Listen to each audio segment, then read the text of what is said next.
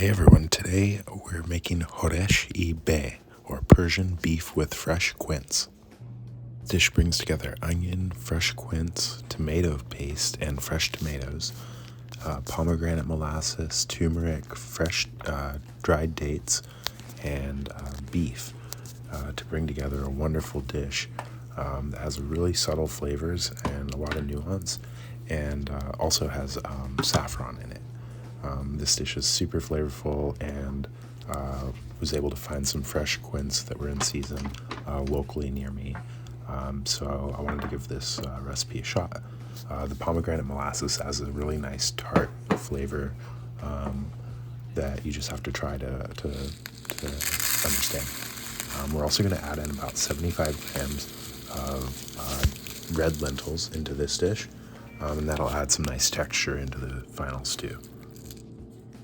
Also going to add in 1 to 2 sticks of cinnamon and a few sticks of cardamom pods and some lemon juice.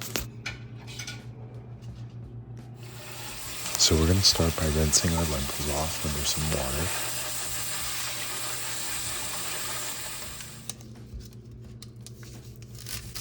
water. And next we're going to cut up some onion. Now for this one I like to do half of it. I ended up doing half of it as diced onion and half of it as sliced onion, which you'll see here.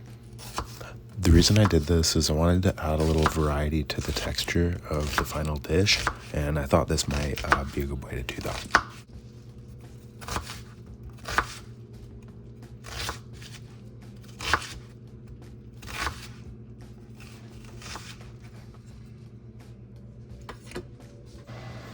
Once that's all cut, we're just going to remove that to a bowl. Little tip, when I see people scraping with their knife, a lot of times they're using the blade of their knife. I like to flip it over and use the back side of the knife.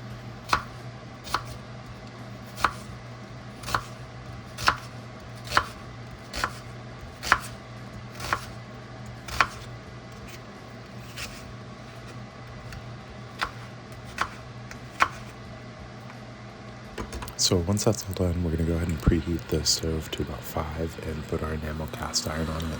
And once it's nice and warm, we're going to drop in about a couple tablespoons of oil into it. I'm using vegetable oil. Next, we'll cut up these quince. Now, I had never worked with quince before, but oh my gosh, I believe these were totally ripe, but they were so difficult and hard to cut through. The only thing I could compare it to was like maybe a sweet potato, but it was even harder than that. And there was a point where the knife just totally stopped. So just take your time cutting these and get them nice and basically cut them like an apple, more or less. Once they're all cut up, I had a second cast iron pan that I preheated, and I'm going to fry these off in some vegetable oil, just a few tablespoons. Put some color on them before adding them into the stew.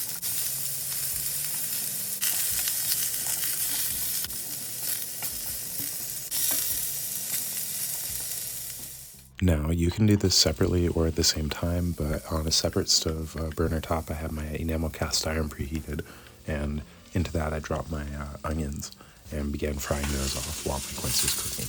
I'd also had my chuck roast cut up and began dropping that in after my onions had got some color on them.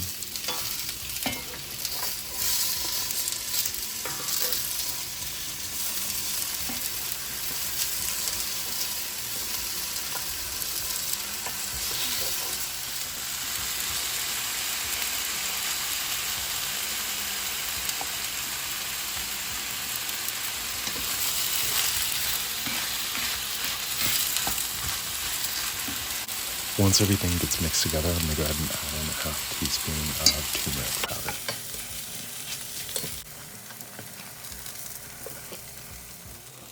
I had also taken a pinch of saffron threads and soaked them in hot water and then added those into the pot as well.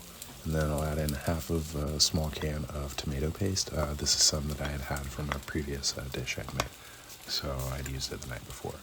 But yeah, just one of those, half of those small, I think they're 6-ounce cans, if I'm not mistaken.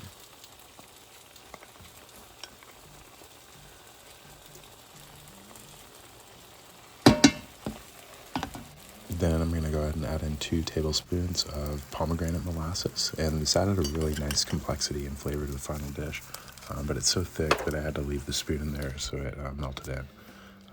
Then after that, I'm going to go ahead and add in my cinnamon stick and my cardamom pods. It also helps if you can crack the cardamom pods before adding them in, as it'll add a little more flavor in there. After that, I'm going to go ahead and add in 1 8-ounce can of tomato sauce and stir that all together.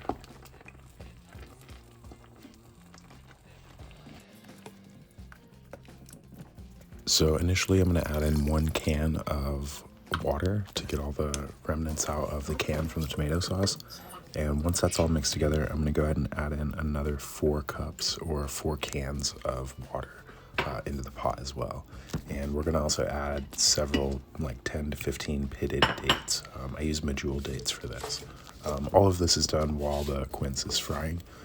Just make sure to not forget them. Once the quince are done, I went ahead and dropped them into the pan and dropped them in my stew. And honestly, I could have used a bigger vessel for this. If you have a 7-quart, I'd recommend it because this was filled right to the brim. A little too full for how I'd usually like to cook.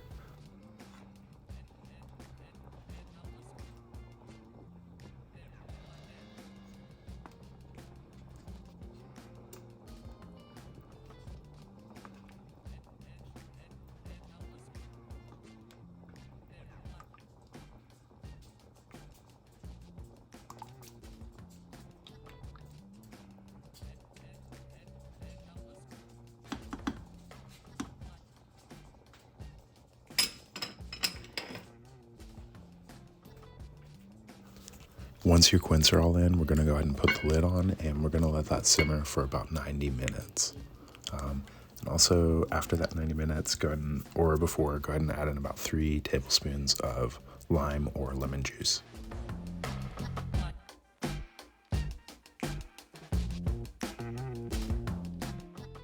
At this point, you're also going to want to drop in your 75 grams of lentils so that they cook up. And we're going to let that simmer for about 90 minutes. And then at that point, it's going to be ready to serve. You can serve this over basmati rice that you can cook in the meantime. And it's just a really great dish, really warming dish during a cold day also. Highly recommend trying this if you have quince or want to use them or try them out on something new. This really isn't spicy. Enjoy. Thanks for watching, and please like and subscribe if you enjoyed watching this video. Bon appetit.